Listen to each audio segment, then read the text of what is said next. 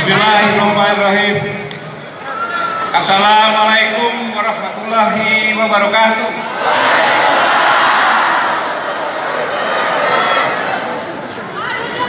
Selamat siang, salam sejahtera, shalom, om swastiastu. Yang terhormat dan saya banggakan, Jenderal TNI Purnawirawan Prabowo Subianto, yang saya hormati para ibu mama, abaib, masaih, para ustadz, tokoh agama yang saya banggakan, saya hormati, para bapak-bapak, ibu-ibu, senior-senior saya banyak di belakang yang buat saya gemetar di sini. Mohon maaf saya bicara di depan. Saudara-saudara sekalian, bapak ibu, saudara-saudara saya sebangsa setanah air yang saya sangat hormati, saya banggakan. Syukur alhamdulillahirabbil alamin. Alhamdulillahirabbil alamin. Alhamdulillahirabbil alamin. Kata-kata ini yang pantas saya panjatkan karena Allah Subhanahu wa taala. Karena saya bisa berdiri di sini di hadapan para pejuang, para kesatria, para patriot Indonesia.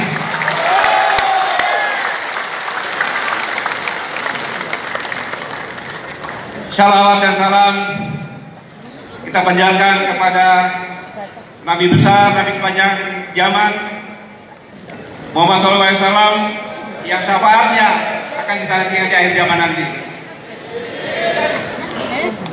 Saya datang ke sini tidak ada lain karena merah putih, karena negara dan bangsa memanggil untuk negara, bangsa, rakyat Indonesia.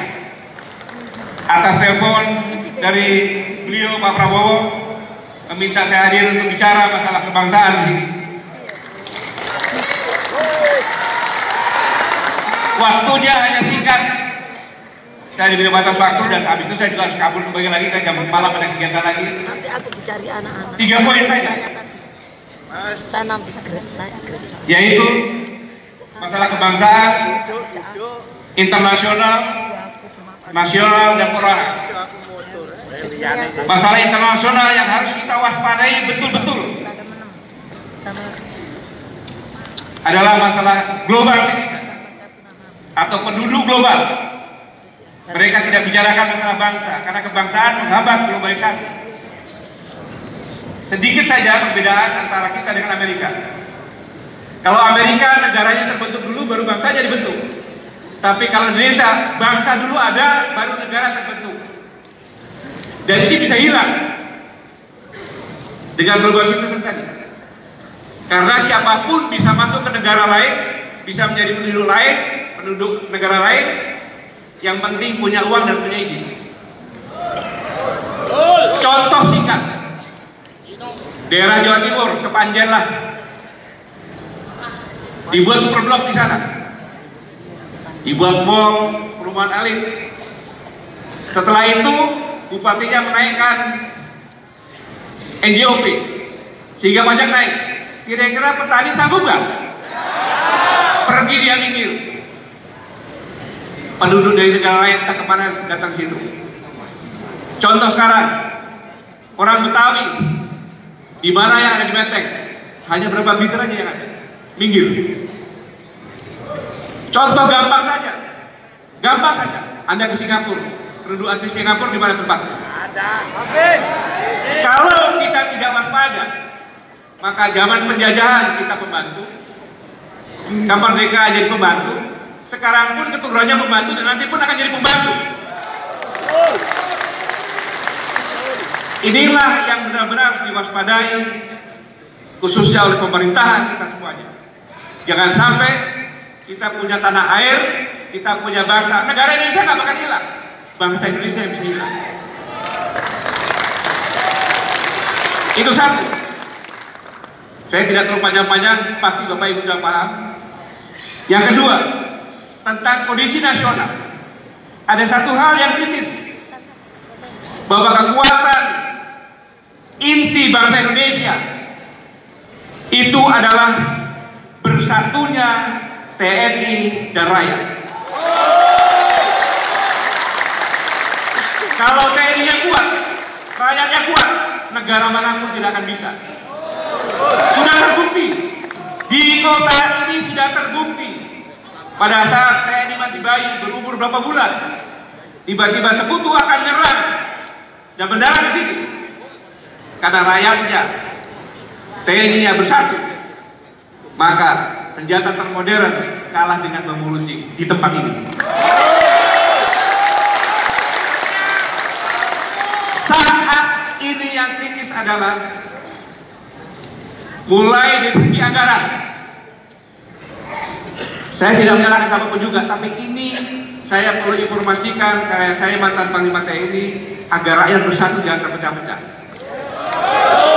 Bahwa dari segi anggaran, pada saat saya menjabat Panglima TNI, saya sudah berusaha sekuat mungkin, tapi saya tidak berdaya. APBNP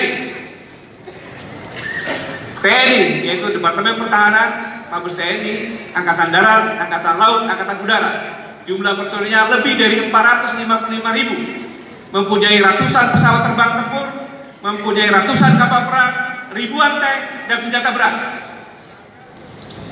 Anggarannya hanya 6 triliun lebih, sehingga Departemen Pertahanan dapat 1 triliun, Angkatan Darat 1 triliun lebih, AL tahun lebih, Angkatan Darat 1 triliun lebih, dan Mabes TNI 900 miliar. Tetapi ada institusi yang tidak punya pesawat tempur, senjatanya pendek, dan ada senjata banyak sedikit saja. Dan jumlah personilnya tidak sampai 3.000, tetapi anggarannya 4 triliun.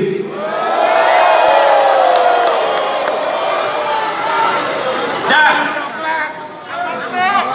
Kepolisian Republik Indonesia 17 triliun. Tidak ada yang salah, semuanya benar-benar saja.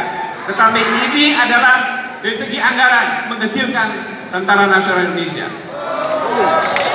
Selanjutnya, yang paling penting bagi tentara adalah moralitas dan semangat juangnya. Ini pun dipaprasi.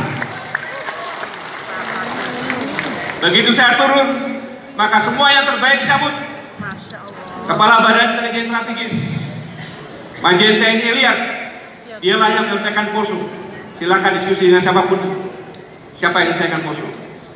Tetapi disopot sampai dengan sekarang tanpa jabatan. Termasuk Direktur A, Komandan Satuan Tugas Intelijen yang membongkar senjata, sekarang mencopot tanpa jabatan. Investasi sumber daya manusia di TNI itu ada jabatan-jabatan tersebut. Panglima Divisi Infanteri 1, Panglima Divisi Infanteri 2 dicopot sampai dengan sekarang tanpa jabatan. Komandan 3 Kopassus masuk Pangdam 3 Merdeka dicopot sama sekarang tidak ada jabatan. Dan saya tidak salah menyebutkan orang-orang yang bermasalah menempati jabatan-jabatan strategis. Yang paling penting adalah setiap prajurit bertanya, apa kalau ukur keberhasilan? Padahal prajurit bukan itu yang dicari. Tidak bisa menampilkan TNI dengan cara itu. Karena setiap prajurit TNI, termasuk Purnawirawan yang ada di sini, dalam hati nuraninya, dalam pikirannya, bukan mencari harta dan jabatan. Tetapi setiap prajurit TNI yang dicari adalah kapan dan bagaimana supaya saya bisa jadi pahlawan. Tidak mungkin bisa dikebirkan. Oh, rakyatnya saja berusaha jadi pahlawan di sini buktinya kok. Apalagi TNI. Demikian juga polisi sama. Jangan melihat polisi itu jelek, tidak. Brimob, polisi-polisi yang di lapangan bersama-sama dengan masyarakat, sama, mereka juga pengabdian. Dalam kondisi seperti ini, maka yang paling penting, jangan sampai rakyat Indonesia ini terpecah. Jangan sampai, harus bersatu. Jangan sampai hanya masalah penempel terpecah. Perbedaan biasa, kok cuma 2 kok. Satu keluarga aja beda-beda. Cuma yang paling penting jangan mempertajam. Suami istri ada yang sampai cerai. Iya. Makanya saya kasih tahu istrinya, nanti kalau kamu sudah ditentukan siapa pemenangnya, mudah-mudahan yang menang adalah jagoannya suamimu. Kamu tanya sama suamimu, Mas, kamu jadi apa sekarang? Yang jelas kamu jadi dua. Yang jelas kamu jadi dua kan? Inilah yang harus diperhatikan. Maka dalam kondisi seperti ini, rakyat harus bersatu, harus dingin, jangan mau dipecah-pecah. Selanjutnya, saya minta 2 menit lagi untuk perorangan. Untuk perorangan, ada sebuah hikayat. Pada saat Nabi Ibrahim dibakar oleh Raja Namrud, ada burung pipit terbang menyiram air 2 tetes, 1 tetes, bolak-balik. Cicak tertawa, hahaha, burung pipit, kamu hanya meneteskan air, mana bisa memadamkan api yang berkobar begitu besar. Burung pipit menjawab, wahai cicak, aku sadar bahwa aku tidak bisa memadamkan api yang besar ini, tetapi aku takut, aku sangat takut apabila aku melihat makhluk kesayangan Allah dijolimi dan aku tidak berbuat apa-apa.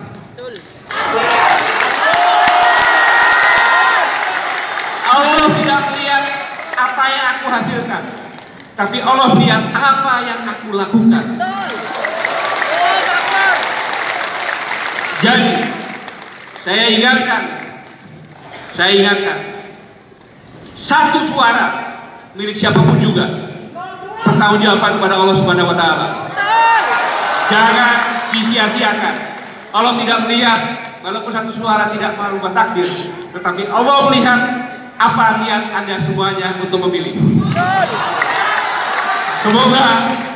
Semoga kita semua yang ada di sini, siapapun juga yang menyaksikan, menjadi amal ibadah yang soleh dari Allah Subhanahu wa Ta'ala. Terima kasih. Wassalamualaikum warahmatullahi wabarakatuh. Selanjutnya dari para pakar kita.